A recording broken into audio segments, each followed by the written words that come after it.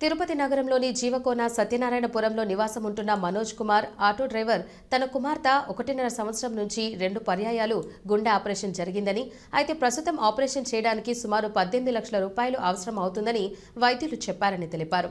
చెన్నైలోని అపోలో ఆసుపత్రిలోని వైద్యులు దీప్తి మాధురిని వైద్య పరీక్షలు నిర్వహించి 18 లక్షల రూపాయలు ఖర్చవుతుందని చెప్పడంతో అంత పెద్ద మొత్తంలో ఆర్థిక స్తోమత లేని మనోజ్ కుమార్ తలచోటి ఆటో డ్రైవర్లకు 50,000 రూపాయల వరకు ఆర్థిక సహాయాన్ని అందించడానికి ముందు వచ్చారని మనోజ్ కుమార్ తెలిపారు. ఇంకా ఆర్థిక సహాయం అందించేందుకు ముందుకు వచ్చే దాతలు 8777755058 నంబర్కు ఫోన్ చేయాలని తిరుపతి ప్రెస్ క్లబ్లో ఆయన విజ్ఞప్తి చేశారు.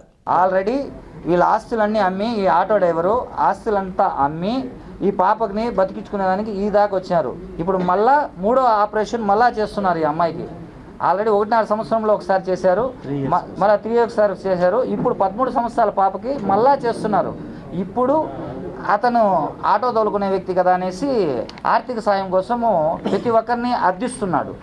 ఇప్పుడు ఈ అమ్మాయిని కాపాడుకునే ఒక తండ్రి బాధ చూసి మా స్టాండ్ సుదర్శన ఆటో స్టాండ్ ప్రతి ఒక్కరు మేమే తలా 1000 రూపాయలు వేసుకొని ఈ అమ్మాయికి ఆర్థిక సాయం అందిస్తున్నాం. 50,000 రూపాయలు. మా డ్రైవర్ చెందిన మనోజ్ కుమార్ గారికి వాళ్ళ బిడ్డకి ఆపరేషన్ కోసం 50,000 రూపాయలు మా వంతు సాయం చేస్తున్నాం.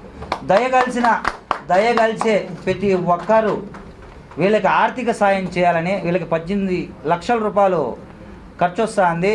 చెన్నై అపోలాలో దయ ఉంచి ఎవరు మనసున్న మహారాజులు ఎవరైనా సరే వీళ్ళకి సాయం చేయాలని కోరుకుంటూ, ఇట్లు Sudarshana auto stand, Tirupati, IS kaja.